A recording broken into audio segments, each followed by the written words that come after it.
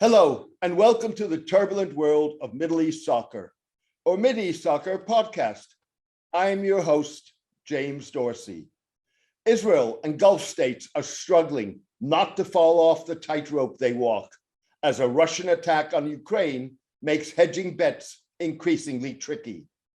Unlike Israel, the Gulf states may feel that they have more flexibility than the Jewish state, that depends on the United States for its regional military superiority and political support in an international community critical of its 54-year-long occupation of the West Bank.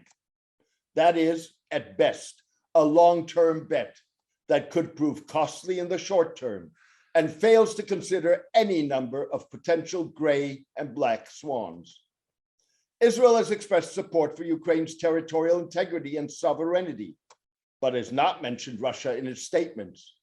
Similarly, it has stopped Baltic states from transferring Israeli-made weapons to Ukraine. Israel fears that criticism of Russia or material support of Ukraine could prompt Russia to retaliate by intervening in Syria in ways that would prevent Israel from striking against Iranian forces and Iranian-backed militias in the country. Israeli officials suggest that their juggling act is unsustainable and that Israel will ultimately have to join the global chorus, condemning Russia's actions in unequivocal terms. Israeli concerns about Russian retaliation in Syria put Israel in an awkward position, as it potentially juxtaposes the interests of the Jewish state with the potential plight of some 140,000 Jews in Ukraine, once home to the world's third largest Jewish community. Israeli officials suggest that they will help those Israelis and Jews who flee Ukraine and make their way overland to Romania, Hungary, Poland, Slovakia, or Moldova. Israel and the Gulf states appear to have adopted different strategies in responding to the Ukraine crisis. While Israel has sought to avoid Russian ire by not adopting anti-Russian measures and publicly beating around the bush, Gulf states like Saudi Arabia and the United Arab Emirates seem to reach out to Russia and China in ways designed to signal both powers as well as the United States.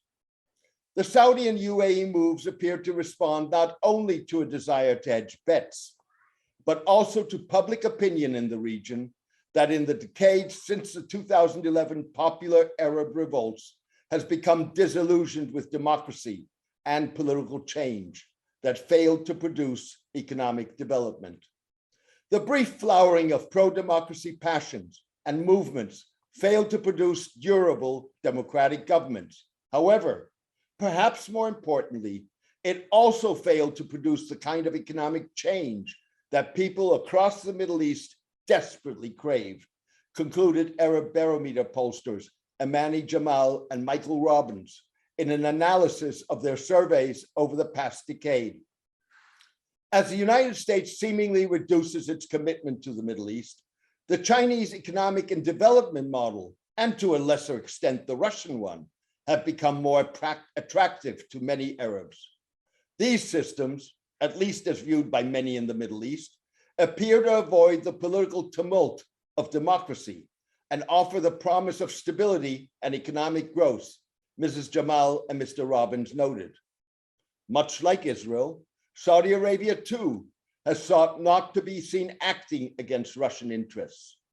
In doing so, the kingdom hoped to kill two birds with one stone, keep the door open to Moscow and give US President Joe Biden some payback for his refusal to engage with Crown Prince Mohammed bin Salman.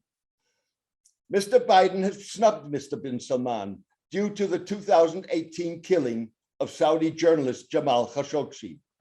In a phone call last month, Mr. bin Salman's father, King Salman, rejected Mr. Biden's request for a Saudi increase in oil production that would have depressed prices and reduced Russian income as it massed its troops on the border of Ukraine.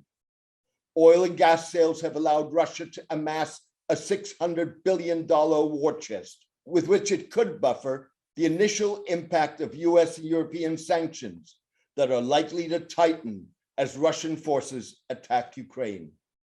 What makes the rebuff of Mr. Biden remarkable is that Saudi Arabia has long balanced global supply and demand in ways that benefited Western economies, even if it meant less income for the kingdom.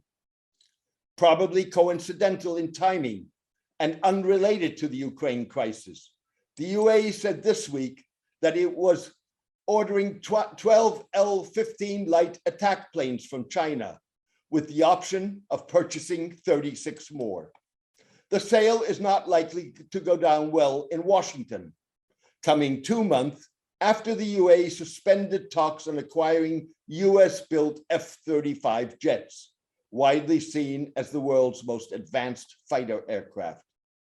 The problem for Saudi Arabia and the UAE, as for non-Arab Middle Eastern states like Israel and Turkey, is that developments in Ukraine potentially open a Pandora's box in which big powers on both sides of the divide could revert to former US George W. Bush's post 9/11 maxim of "you are with us or against us." US sanctions that are extraterritorial in nature and force third countries to oblige or be similarly penalized could accelerate that trend. At the same time, Russia may look like it has, for now, the upper hand in Ukraine.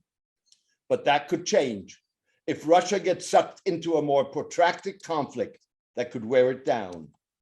It also remains unclear how much public support there is for Russian President Vladimir Putin's incursion into Ukraine. The bottom line is that neither Russia, certainly if it is bogged down in Ukraine, nor China, is willing or able to replace the United States as the Gulf's security guarantor.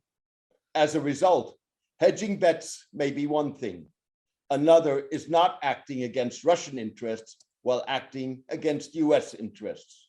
In the end, Middle Eastern states risk falling off a tightrope that is rapidly being spun ever tighter. Thank you for joining me today. I hope you enjoyed the podcast. A written version of this podcast is on my blog, The Turbulent World of Middle East Soccer, at www.jamesmdorsey.net.